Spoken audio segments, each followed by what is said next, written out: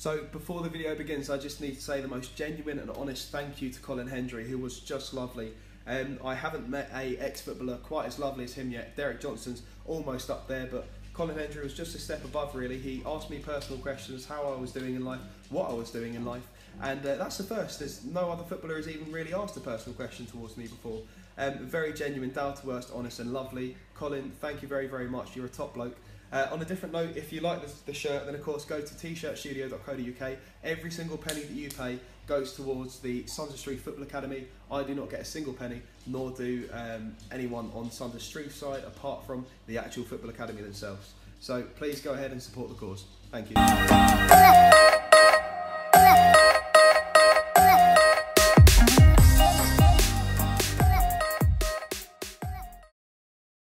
Of course, welcome back to our YouTube channel. Today we're bringing you the fantastic face of Colin Hendry.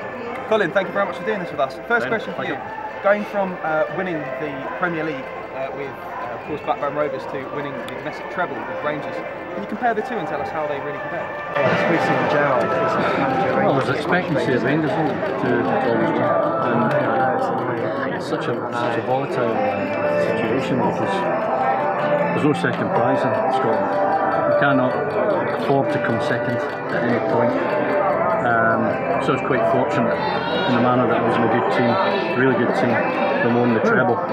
And as before mentioned last night, there's nothing sweeter than winning the treble, but winning the league are your closest rivals. So Park head them. And it was a dream come true for me because I always supported Rangers, and as you say as well, there's only 22 league games that season, but I had enough to prove I was capable of winning the treble. And I mean, going from winning the Premiership in England, again, that was a bigger dream, I would have said, because the expectancy was never ever there, you know. I mean, you would have always expected Rangers to be there and thereabout, and the manner that we won the treble was great. But to win the league in England, you know, I'm quite happy with my medal haul, I should say. Oh, of course, as you should be. And of course, so you said yourself, winning the domestic treble at Rangers. So I'm going to go over. We'll go over what we said last night. It wasn't filmed, of course. So when people say to you, only play 22 games for Rangers, and we say to you, why 22 league games? So we say for Rangers, we say, why wasn't there any more?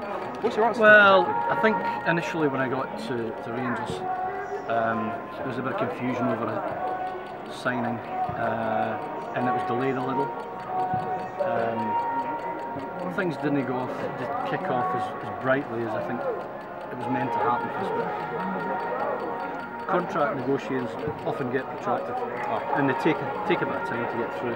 And Rangers have already played the first game of the season at Hearts, so a good result as well. I think they won 3-1 at Hearts, and you know, I just wanted to get myself into Red Rocks and get settled down. But there's a great pressure when you're playing at such a club as well, as you know. People in England don't realise how big Rangers and Celtic are in Scotland. You know, the biggest game in Britain is played in Scotland. Of course. That's without a shadow of a doubt. Absolutely right. Without a shadow of a doubt. People can talk to me about, and I've played in the Man City, Man United derby, I've played in Scotland, England, Blackburn, Burnley derbies, ferocious derbies. Scotland, England, nothing like the old firm. Nothing like the old firm. Wow. And of course, you played in two, now that you mention it, you played in 2 Scotland, England games that were huge, absolutely huge. And can you quickly run us through what it was like when you got the euphoria of beating England in, I believe, the second match? Yeah, well, it was bittersweet, of course, because people mentioned to me, obviously the Gaza goal in '96, people talked to me about that. That wasn't real, that's never been an issue for me, because the most important thing is we get beat, and you know, I think I said last night as well, I blame Uri Geller for allegedly moving the ball before Gary McAllister took the penalty, blah blah blah, rest history. But no, I mean, you're only as good as your last game, and my last result for Scotland at Wembley was a win for Scotland, so it's good, you know. And when people mention to you the thing about the goal about Paul Gascoignes, how can there be shame in it? It's Paul Gascoignes. Yeah, I think, you know, people, and you know, he's doing well, it's good to see that he's doing well.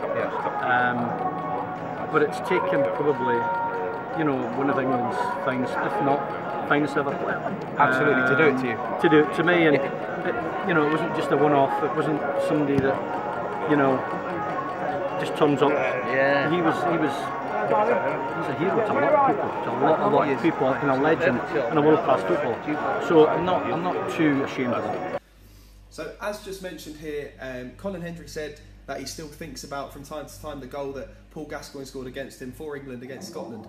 I think it's a little ludicrous he still thinks about it, because that happens in every single football player's career. Matter of fact this was Paul Gascoignes in his prime. So I do feel bad for the guy when he says he still thinks about it, because at the dinner the night before, the football players' dinners where they all stood up and did a speech, he seemed to be a little tormented by it. He doesn't need to be. Of course. And one last question. So, where do you think Rangers need to strengthen most in order to challenge Celtic at the minimum this season? I think several places, several positions. I hope Stevie Gerrard makes a good go of it. I think he's going to need quite a large input of money, finance. He needs supporting, and you've got to see how he develops. You know, he's a very good man alongside him, and Gary McAllister. Of course, he's a very good coach, and Gary's and Stevens, they'll be requiring a very high level of quality and intensity at no point. And, you know, it's a big football. Just to end it off, can you sum up for us in one sentence what went wrong with the captain? Well, I left Rangers because really I didn't get a regular game, and I wasn't getting selected, and a lot of things I wasn't so sure about the way they were setting the team out.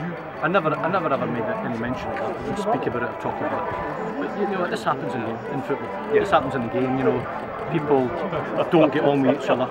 I mean, you've got to respect each other. You're in the same industry, in the same team, you're trying to win games. You don't have to like each other, but you've got to respect each other. And I respected Dick, and I had a good time with him. Enjoyed myself. Obviously, you're idolised nonetheless. Thank you very much for the interview. Thanks, mate. Cheers, mate. Thanks very much, and once again, if you like the shirt, go to tshirtstudio.com. All of the money, every penny you pay, goes to Sons of Street Football Academy. Thank you very much for watching the video, and of course like and subscribe for more. Take care.